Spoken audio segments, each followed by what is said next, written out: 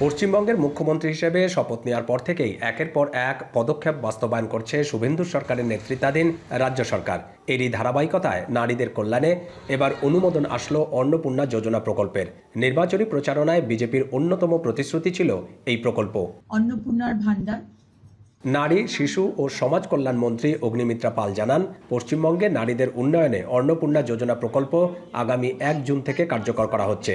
এই প্রকল্পের আওতায় পশ্চিমবঙ্গের নারীরা প্রতি মাসে পাবেন 3000 রুপি করে। প্রথম হচ্ছে নারী ও শিশু উন্নয়ন এবং সমাজ কল্যাণ বিভাগের অধীনস্থ অন্নপূর্ণা যোজনা প্রকল্পের নীতিগত অনুমোদন।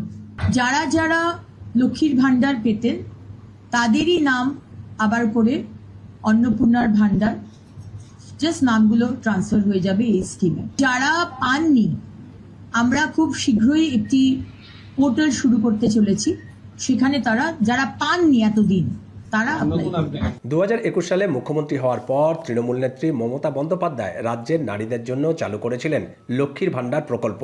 500 রুপি দিয়ে শুরু করা এই ভাতা সুবিধা ধাপে ধাপে 1500 রুপিতে দাঁড়ায়।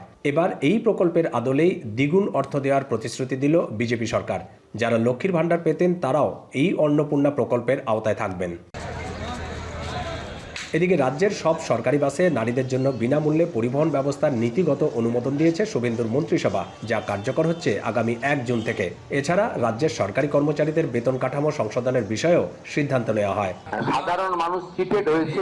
তবে ধর্মীয় শ্রেণীবিন্যাসের ভিত্তিতে দেওয়া সমস্ত সহায়তা প্রকল্পগুলো বন্ধ করার ঘোষণা দিয়েছে পশ্চিমবঙ্গের নতুন সরকার। এর ফলে বন্ধ হয়ে যাচ্ছে রাজ্যের ইমাম, মুয়াজ্জেম ও পুরোহিতদের ভাতা।